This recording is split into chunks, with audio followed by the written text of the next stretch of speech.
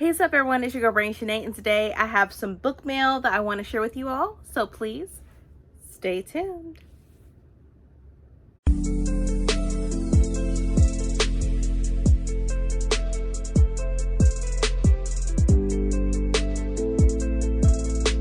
And I am back, and also if you're new to my channel, welcome. If not, welcome back. So like I said before, I have some book mail that I pretty much want to share with you all today. It's been accumulating over like the past week, and I felt like it's about time that I go ahead and share with you all. So the first package that I have is from Kensington Publishing. So let's go ahead and open this package. Okay, so it says, "Hi Brandy, I hope you enjoy the read," and it says Norma. So this is one of the books that actually they reached out to me to read, and it is "And They Lived Happily Ever After, Truth is Sweeter Than Fiction" by Therese Beharry, and this is the first in a new series. So this is the first book, and this one comes out on October 30th of this year. So here is the book. I do love the cover. It looks really really cute, really enticing. Sorry about the glare. But yeah, let me go ahead and read the synopsis about this one. So it says, it says, "Loaded with heart, heat, smart, sexy banter, and a touch of magic, acclaimed South African author Therese Beharry's rom-com addresses issues around the foster care system, mental health, and the power of creativity for a sparkling story about a romance novelist who conjures her own real-life hero." So it says, "One unexpected kiss. Successful romance author Jaya Anders has a secret. Anything she dreams at night is magically written into her best-selling novels. After a lonely childhood in foster care, her dream life is the only one she trusts. Gaia's waking life just can't compare until she gets caught up in one utterly surprising, crazy, passionate, real-life kiss. One near perfect guy. Workaholic businessman Jacob Scott has had a crush on his brother's best friend, Gaia, I believe, since forever, but he never expected to literally share her dreams. Living out their magical nighttime fantasies is explosive, but it's their waking desire turning his single-minded ways upside down. It's making him want a future he didn't think was possible. One dream that could come true, but Gaia has secrets from her past she won't reveal, and Jacob's attempts to keep the peace in his own fractured family put him up against her deepest fears. Soon they're facing hard truths about who they are and what they're running from, and the only way to break this curse is realizing true love's real life power." Wow. So this sounds really good. And then it says, "And they lived happily ever after." So I'm guessing it says December 2021. It's a contemporary romance. But it says here on November 30th of 2021. So we'll see. But this sounds really amazing. I'm definitely looking forward to reading this. I do love romances. I just love this so much. Especially look at the spine. It's beautiful. So I definitely can't wait to read this. It says November, so I might just read this in November so I could give you my thoughts on it. But it sounds really amazing, and I look forward to reading this. And the cover is just beautiful, by the way. So here is the first book that I got in the mail. So here's this. Next thing is book of the month. Now I had this since the beginning of September, and I'm now just opening this. So yeah, I'm tripping. I'm just having boxes and boxes and boxes piling up. So let's go ahead and open this one. Okay, so as I open it, it says, "You've got great taste." And so the first book that I picked for September was The Sweetest Remedy by Jane Igharo. This is her second book, I believe. I forget what the first book was. Let me know down below in the description below, or in the comment section to remind me, because I do not remember. But I was enticed by the cover, of course. And so let me go ahead and read the synopsis and figure out what this book is about. So it says, "When a woman travels to Nigeria to attend the funeral of the father she never knew, she meets her extravagant family for the first time, finds a new and inspiring love interest, and discovers parts of herself she didn't know were missing."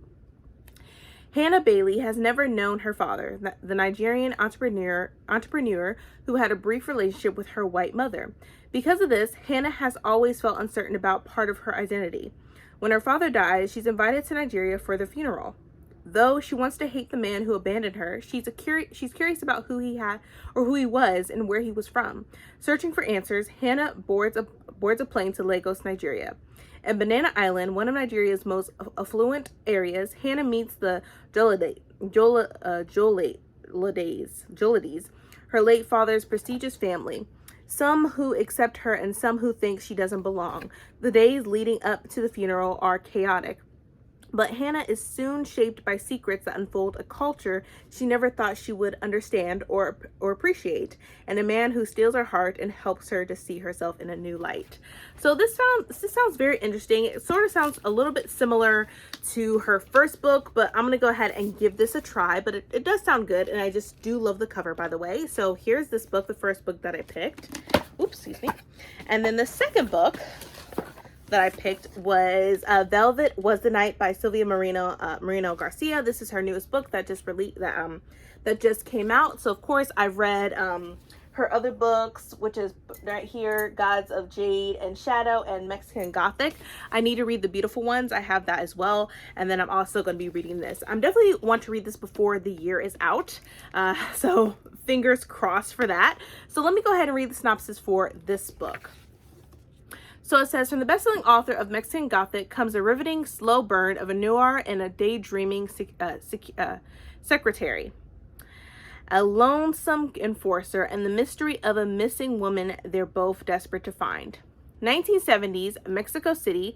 Maite is a secretary, a secretary who lives for one thing, the latest issue of Secret Romance. While student protests and political unrest consumes the city, Maite escapes into stories of passion and danger. Her next-door neighbor, Leonora, a beautiful art student, seems to live a life of intrigue and romance that Maite envies. When Leonora disappears under suspicious circumstances, Maite finds herself searching for the missing woman and journeying deeper into Leonora's secret life of student radicals and dissidents. Meanwhile, someone else is also looking for Leonora at the behest of his boss, a shadowy figure who commands goon squads dedicated to squashing political activists. Elvis is an eccentric criminal who longs to escape his own life. He loathes violence and loves old movies and rock and roll. But as Elvis searches for the missing woman, he watches Maite from a distance and regards her as a kindred spirit who shares his love of music and the unspoken loneliness of his heart. Now, as Maite and Elvis come closer to discovering the truth behind Leonora's disappearance, they can no longer escape the danger that threatens to consume their lives, with hitmen, government agents, and Russian spies all aiming to protect Leonora's secrets at gunpoint. Velvet Was the Night is an edgy, simmering historical novel for lovers of smoky noirs and anti-heroes. So, yeah. This definitely sounds right up my lane. It sounds like a mystery, possibly a little bit of a love interest, between Maite and Elvis, or Maite. Hopefully I'm pronouncing the name right. I feel like I'm not. But yeah, definitely looking forward to reading this. And of course, the cover got me. So I have this. This is my second book that I picked for from the book of the month. So we have this. Next is a box that I finally had gotten in the mail, and I had pre-ordered it, and that is White Smoke by Tiffany D. Jackson. So this is pretty much like a horror type of thriller type of deal. I know Ashley from the Bookish Realm had read this, and she said it was like spooky, like so freaking scary. So I'm definitely looking forward to reading this. But yeah, let me go ahead and read the synopsis because I'm definitely excited to get into this book, especially before the end of September is out. I do plan on reading this. Okay, so for the synopsis, it says, "You won't be staying here long. I'll make very sure of that." Marigold is running from ghosts. The phantoms of her old life keep haunting her, but a move with her newly blended family from their small California beach town to the embattled Midwestern city of Cedarville might be the fresh start she needs. Her mom has accepted a new job with the Sterling Foundation, which comes with a free house, one that Marie now has to share with her bratty 10-year-old stepsister Piper. The renovated picture-perfect home on Maple Street, sitting between dilapidated houses, surrounded by worry neighbors, has its secrets. That's only half the problem. Household items vanish, doors open on their own, lights turn off, shadows walk past rooms, voices can be heard in the walls, and there's a foul smell seeping through the vents, which only Marie seems to notice. Worse, Piper keeps talking about a friend who wants Marie gone, but running from ghosts is just a metaphor, right? As the house closes in, Marie learns, which is short for Marigold, learns that the danger isn't limited to Maple Street. Cedarville has its secrets too, and secrets always find their way through the cracks. New York Times bestselling author Tiffany D. Jackson blends a chilling psychological thriller with her own modern take on the classic haunted house story in a novel that will have you wondering what lies beneath your own floorboards. So yeah, this definitely sounds like a book definitely written for me. I like horror, I like scary, I like haunting books and movies. So this sounds really, really interesting, and I'm so looking forward to reading this. But also, if I take the dust jacket off, it is purple with silver foiling, so I just wanted to show y'all that as well. But yes, I do plan on reading this month before the end of September, because I do want to read it. I've been anxious to read it. It has been one of my anticipated reads for this year, of this year. So I'm definitely looking forward to reading it and figure out being part of Marigold's blended family as I'm reading this. So here it is, White Smoke. The next book that I got, I had read this book when I was a kid, but I didn't really appreciate it as I should have. And I read it for a project of mine when I was in school, and I lied to my mom saying I finished the book because I was just not into reading back then when I was so young. And so I really felt bad that I didn't appreciate it. So I went ahead and got Bluish by Virginia Hamilton. This is pretty much a middle grade book. It's not very long, and so I wanted to get it. I know that my mom has a hardcover copy. I don't know where she had put it, so I went ahead and ordered the paperback edition, but this is Bluish, and so let me read this for you. So it says, friendship isn't always easy. Natalie is different from the other kids in Dreeny's 5th grade class. She comes to school in a wheelchair. She always wears a knitted hat, and she's allowed to bring her puppy to class. The kids in the class call Natalie Bluish because her skin is tinted blue from chemotherapy. Dreeny is fascinated by Bluish and a little scared of her too. She watches Bluish and writes about her in her journal. Slowly, the two girls become good friends, but Dreeny still struggles with Bluish's illness. Bluish is weak and frail, but she also wants to be independent.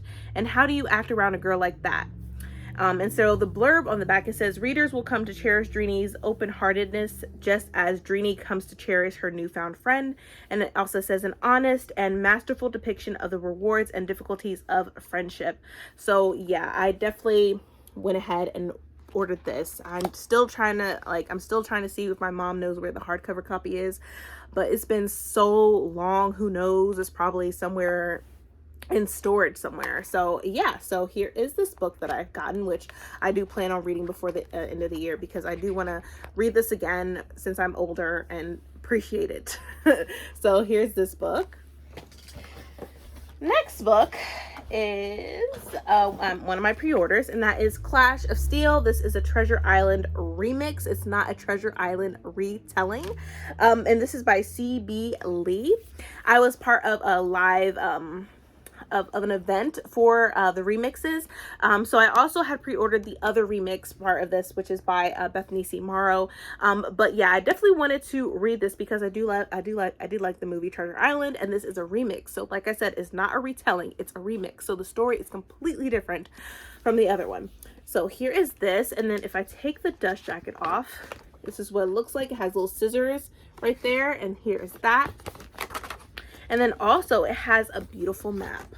Just look at that. That is gorgeous. But let me go ahead and read the synopsis for this book, because I definitely look forward to reading this. So it says, when hunting a legend when hunting a lesson, be sure that you don't become the prey. It says 1826. The sun is setting on the golden age of piracy, and the legendary dragon fleet, the scourge of the South China Sea, is no more. Its ruthless leader, a woman known as the head of the dragon, is now only a story, like the ones Yang has heard all her life. She desperately wants to prove her worth, especially to her mother, a shrewd businesswoman who never seems to have enough time for Zhang. Hopefully I'm pronouncing that correctly. Her father is also just a story, dead at sea before Yang was born. Her one memento of him is a pendant she always wears, a simple but plain piece of gold jewelry. But the pendant's true nature is revealed when a mysterious girl named An steals it, only to return it to Zhang in exchange for her help in decoding the tiny map scroll hidden inside. The revelation that Zhang's father sailed with the dragon fleet and tucked away this secret changes everything. Rumor has it that the legendary head of the dragon had one last treasure, the plunder of 1,000 ports, hidden away on an island shrouded in mist. Zhang is convinced this map could lead to the fabled treasure.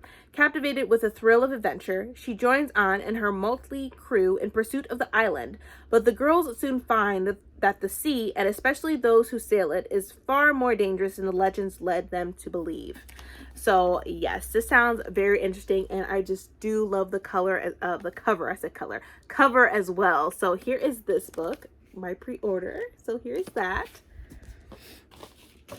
Next thing is, since I had pre-ordered this book and Bethany C. Morrow's remix of The Little Women, I was able to get these art prints, which here it is. Right here, they both look beautiful. I do love this so much. Yeah, and I believe that the book's called Little Beginnings. I'm not really sure. I believe that's what it's called for the Little Women's remix that Bethany C. Morrow had written. So here are the art prints. This is so beautiful, by the way. So I'm definitely going to put these up in a frame of some sorts so I can display them somehow. I have a lot of art prints that I want to display. I'm just trying to find ways to like frame them and show them. So yeah, so there's that. Next thing, this is from, let me see. I'm guessing it's from Macmillan. So let me open this. Oh my gosh. So I had pre-ordered this already. I'm still waiting on it. And Macmillan, oh my gosh, Macmillan has blessed me with the book anyways, and that is So Many Beginnings, a Little Women remix by Bethany C. Morrow. Oh my gosh, thank you so much, Macmillan. I'm like, oh, I pre-ordered this already too. That's crazy. So this is the book that I was just pretty much telling you about, that Bethany C. Morrow has written, the Little Women's remix. Like I said, it's not retelling, it is a remix, so the story is completely different from the original. So here is the cover, and then if I take the dust jacket off, look at that. That's just beautiful. I love it. I love it. I love it. I love it. So let me go ahead and read the synopsis as well. And this is also, of course, starts in 1863. As the American Civil War rages on, the freed people's colony of Roanoke Island is blossoming, a haven for the recently emancipated. Black people have begun building a community of their own, a refuge from the shadow of the old life. It is where the March family has finally been able to safely put down roots with 4 young daughters. Meg, a teacher who longs to find love and starts a family of her own. Jo, a writer whose words are too powerful to be contained. Beth, a talented seamstress searching for a higher purpose. Amy, a dancer eager to explore life outside her family's home. As the 4 March sisters come into their own as independent young women, they will face first love, health struggles, heartbreak, and new horizons, but they will face it all together. And of course, these are the sisters right here, which, oh my gosh, I'm so excited to read this. Now I'm gonna have to cram this book in because I do want to absolutely read this before September is over. So this is another book that I'm planning on reading this month. So hopefully I can do it, you guys. Hopefully I can do it. But then also, since Macmillan also sent me this, they also sent me the pin as well, where it says, perfect because she is not, because she tries to be. So let me repeat that. Perfect because she is not because she tries to be. So yes, this is the pin, which is so cute. And then I got another art print. So yay! So here's that. And then I have a letter from Macmillan as well that they placed in here. So it says rediscover, reimagine, remix. It says remix classics. Dear fellow bibliophiles, when I was a bright-eyed student in high school English class, I was presented with specific works of literature to read and analyze. I'm sure many of you were handed the very same books. These works were overwhelmingly described as classics, the height of literary excellence, the bar by which all other books should be judged. Fast forward many years later to today, when I have the distinct pleasure of introducing you to the Remix Classic series, a collection of historical fiction titles for teen readers that ask one very important but simple question. Why? Why do we, as a society, insist on putting these specific works on a pedestal, often despite the fact that so many of them are inherently problematic? Why do we refuse to look back, reevaluate, and reinterpret every once in a while? Why does classic just feel like code for old dead white man? In the Remix Classics collection, white authors from diverse backgrounds have taken different works of classic literature and reinterpreted them through their own unique cultural lens. These books are not retellings. There's so much more than that. Certain elements can be recognized from the original works, but telling the sole story from a different cultural perspective inexorably changes everything. These books are for the readers who have never seen themselves reflected in classic literature, or even in historical fiction in general. These books are for readers who are hungry for books that celebrate their joy and humanity, rather than focusing on their pain. These books are for the readers who have always been told, whether implicitly or explicitly, and that no one cares about their story. In the Remix Classic series, these readers will see two queer girls with a thirst for adventures on the South China Sea in the 19th century. They will see a close-knit family of Black girls building a life for themselves in the South as the American Civil War rages in the distance. They will see a trans Latinx boy who aches for his own version of the American dream at the glittering height of the Roaring 20s. They will see a loyal Muslim girl as she tries to get her sister home from the Holy Land during the Third Crusade. They will see themselves. With my warmest regards, Emily Settle, who is the associate editor. So they were referencing, of course, these two books, and of course we're going to be getting more books of remixes. So yes, I love how she had explained that we, in these classics, we do not see ourselves in these books, and I'm glad they brought that up. I'm definitely going to keep this letter because, yeah, how it was written, it was worded perfectly, it was written beautifully. Yes, so definitely looking forward to reading this, and I definitely will be reading this too. So I got both of the Remix Classics right here, along with my art prints and my pin. So here's that.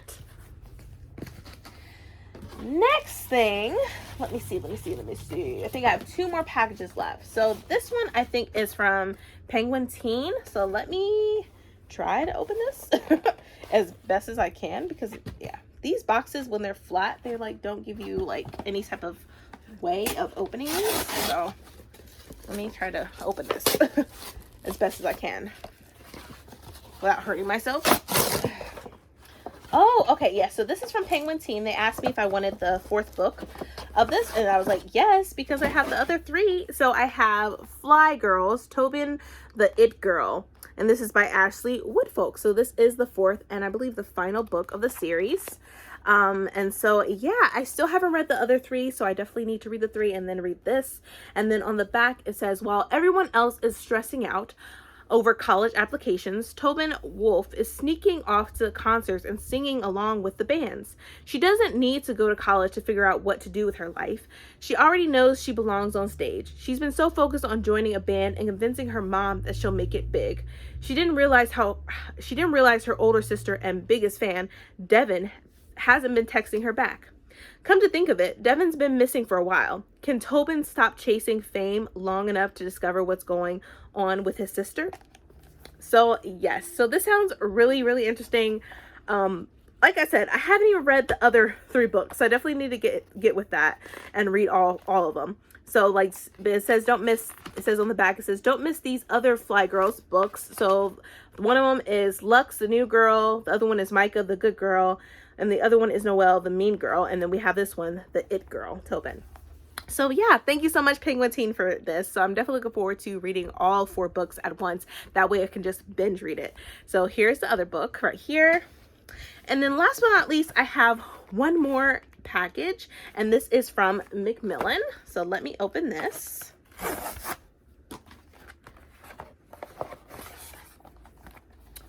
so this is a book that I had won from a giveaway. Okay, it's cool. And this is an ARC. So this comes out in October of this year, and that is a Spindle Splintered. This is by Alex E. Harrow. It says a vivid, subversive, and feminist reimagining of Sleeping Beauty. Oh my gosh. So yeah, I love retellings. I love, you know, princess retellings. So yeah, I'm definitely looking forward to reading this. So let me see what it says on the backs. And also look at like the graphics in this book. Like, look at that. Like, this is so pretty. Like, I like this. I like this a lot. It makes it really, like, makes it even more fun, like, more fun to read. Like, it's fun to read, but it makes it even more fun because it has graphics in it. But let me go ahead and read this as well. So it says, Sleeping Beauty is the worst fairy tale, pretty much any way you slice it. It's aimless and immoral and chauvinist as shit. Excuse me. That's what it says. It says, even among the other nerds who majored in folklore, Sleeping Beauty is nobody's favorite. The romantic girls like Beauty and the Beast. Vanilla girls like Cinderella. Goth girls like Snow White. Only the dying girls like Sleeping Beauty. Okay. So literally it says, I guess these are blurbs pretty much. It really doesn't like give you pretty much information about the book pretty much. So I'm just going to read the blurb. So it says, a vivid, subversive, and feminist imagining of Sleeping Beauty, where inflexible destiny is no match for courage, sisterhood, stubbornness, and a good working knowledge of fairy tales. It says, in this enchanting and devastatingly pungent novella, the constructs of the fairy tales we know and love are broken wide open, exposing their raw and often tragic origins, a wonderfully imaginative and queer as hell tale for those who wish to be the authors of their own stories. So yes, this sounds really good. Like I said, this is supposed to be coming out October of this year. I'm definitely going to try to read this before that or during October, who knows. But yeah, this sounds really interesting. It sounds really good. And I just saw something where it like mentions Ohio, which I am in Ohio also. So that's really interesting. I just saw it. Yeah. Oh, it says yes, but remember there's no dueling in Ohio for any reason. So yeah, all right. So yeah, I had gotten this from a giveaway on Instagram. So I'm definitely looking forward to reading this. I'm just going to add on to my pile of more books that I need to read. Either if in September or before the year is completely over. But here is this book. All right. So I have this book. I have this book. So this is all pretty much my book mail. I'm trying to put all of it in a pile for y'all to see. Right here, if I can, an organized pile, if I may. Hopefully I can do this. I'm struggling a little bit over here. And then let me get this book. Then I get this book if I can reach it. All right. All right, so here is all the book mail that I have acquired, from pre-orders to book box subscriptions and to publisher mail. But yeah, so that is it, you guys. Those are all the books I have gotten in the mail. I really hope you enjoyed this video. If you did, please give me a thumbs up. Also hit that subscribe button and that bell to be notified when I upload more videos in the future. But thank you so much for watching, you guys, and please stay healthy and stay safe. See ya.